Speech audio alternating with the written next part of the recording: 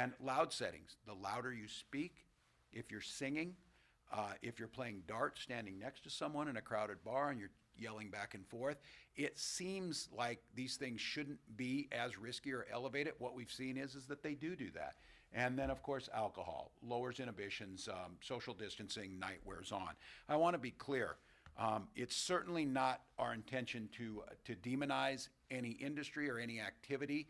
It's simply important for us to understand what we know 8 months into this, what spreads this thing, who gets it and is more likely to spread it, what's happening with asymptomatic spread, and what is our most targeted approach, our most surgical way of looking at reducing these things, all again to make sure we don't overwhelm the hospital system, we don't overwhelm the staffing that's at those, and we buy ourselves that time towards we get to a vaccine.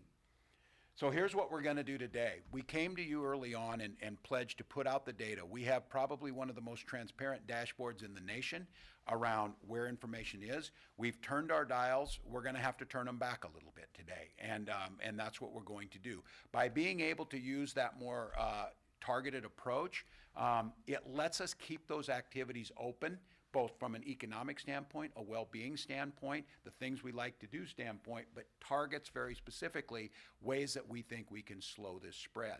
I would also note that one of the things that will coupled with this is, again, if we want to know who has this, we need to be able to provide testing on a wide scale. And yesterday's announcement was one more addition to that with all of our partners. Minnesota's depth and breadth of testing probably puts us amongst the top states in the country, and we built in the capacity that we controlled our testing by having the labs here. So we're going to have the ability to do this. And I would ask, and we saw this yesterday with our new lab at the Civic Center in Minneapolis, we'll have 11 opening up at armories across the state. We're trying to eventually get it where you can take the kit home, send it back, and have an answer in 24 to 48 hours. If you're 18 to 35, you're feeling healthy, you've done a lot of things right, but you just want to know because you want to protect your family, you want to protect your neighbors. Almost all Minnesotans are now within 30 minutes of 2 options to test. And again, this is barrier-free, pain-free, cost-free. Go in there, get it done, get a result, then let's start moving. So what we're going to do is limit of 10 person for indoor gatherings and outdoor gatherings. That just allows the two together to align. 3 households or less, including the host. You mix more households, obviously it just adds a whole nother dimension, meaning you've got 2 brother-in-laws and the 2 sisters-in-laws and yourself. You can bring them in, but I think, again, I keep coming back to this, you have to social distance, you have to wear a mask, and you have to recognize just because they're family and just because you know them, you've not eliminated the risk. And then this will go into effect at 10 p.m. on this Friday. We need to move now. This has happened incredibly quickly. You saw the stories of hospital systems around us that are already overwhelmed. We are still in a position to be able to handle this. There is going to be a lag time. This is the wave already breaking on the shore.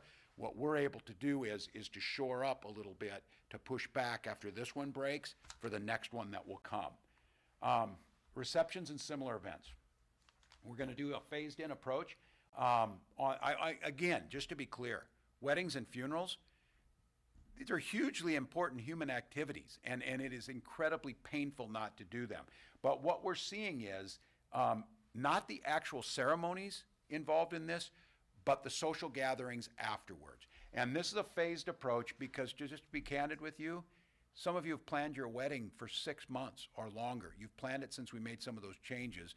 Our intention is not to make that difficult for you. It's to make that day special without having it marked by an outbreak of COVID or the problems that come with it. So we'll go to a 50-person limit on the 27th, 25-person limit. And then these events will not happen from 10 p.m. to 4 a.m. And there's no change in actual weddings, funerals, other similar ceremonies. Only those things connected with that reception or the celebration piece where food and beverage and those types of things are served.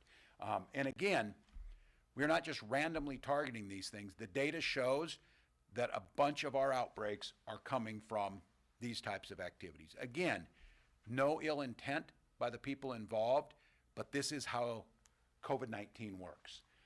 Bars and restaurants, indoor and outdoor capacity of 50%, no more than 150 people. Counters are closed for seating and service unless counter service only. Patrons need to be seated at tables. No bar games that require standing is permitted. And again, I just like to say, I've got a 19-year-old who went back and watches kind of an old movie classic, and I feel like the guy in Footloose, no dancing, no fun, no whatever. That is not my intention. My intention is to keep you safe so that you can all dance a lot longer. And